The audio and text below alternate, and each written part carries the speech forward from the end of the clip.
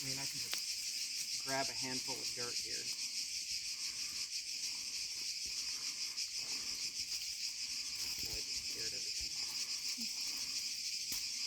If I were to put this under a microscope, we'd see all sorts of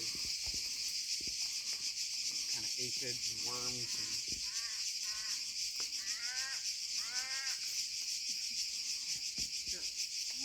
But I mean, this is the best way to find things, obviously, on the ground, is just patience. And you'll see this right here, too. This is another evidence of something. So all the dirt is stuck to the rock. It's from silk. So something built here. This is probably a spider. Oh, yep. She kind of made a home with the leaf there. So and you can see the little anchor lines coming from the corners of the leaf.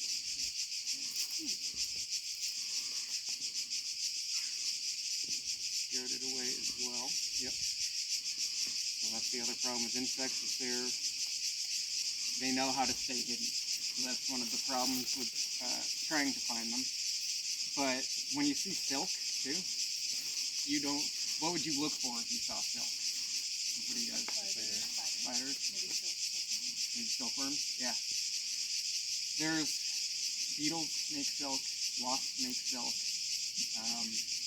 even ants. Some ants can make silk to some extent. A lot of different insect species will make silk. So one of the things I try not to do is when I'm in an unfamiliar area and I see unfamiliar silk patterns, I'm trying to keep my mind open of what I'm going to find. Because when you have those kind of blinders on of it's probably spider or caterpillar or anything like that, you can often miss what's actually making it.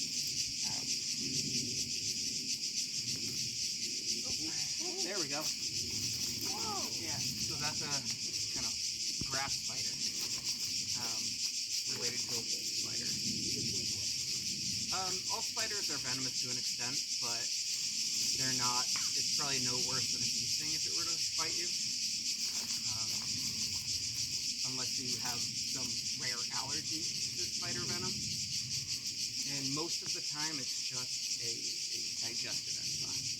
So it's not, often it's not a neurological venom or anything like that.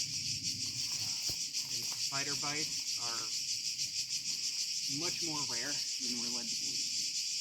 Spiders are obviously another thing that we try to advocate for because they get a bad rap.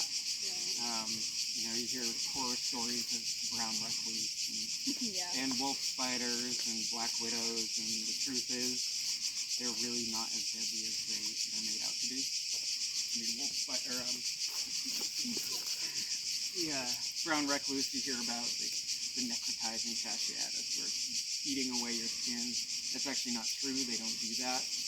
It does make you more susceptible to infection, which is where something like that might come in. But bites are so rare that you're definitely more likely to get struck by lightning than get bit by a spider, unless you're like flicking it. Yeah, it's extremely rare. I mean, a beetle's more likely to bite you than a spider. A lot of spiders, a lot of insects in general, wasps particularly, they don't sting either, or they might have huge stingers, and they could, but they don't know how to use it as a tactic, because a lot of them use it to immobilize prey, but not defend against themselves. So it's similar to you having a baseball bat and being attacked, but you only know how to play baseball with a baseball bat, so you don't consider it a weapon. So if you're attacked, you throw it down and run. Similar with spiders, the biting, it's not typically a defensive move. It can be, but a lot of species just don't see their bites in that manner. So it's super rare. Some of the other things we look for, obviously, more silk always, it jumps out because it catches the light. This looks like some kind of mesh weaver, the way the silk, or an underweaver, the way the silk creates a line, and then there's a little bit underneath. There's a really cool spider, I believe it's in this region, called a boa spider, and it creates like a little rope with a thread of silk, and catch moths midair with it. Some of the other things we look for are galls. And if any of you taken ecology classes or anything, you might know what galls are. They're just like little parts of the branch that have like a ball, like a piece of the branch that kind of falls out. And typically that's from an insect laying an egg inside of the branch. And then the plant itself, to protect itself, creates this gall or growth, kind of like a cancer tumor. It works in the same way. It just sends more cells there to protect that area.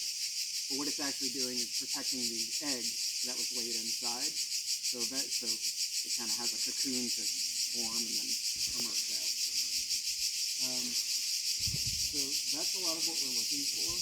I don't know if we want to take like a small stroll and just see if we can find like evidence of feeding or anything like that. We can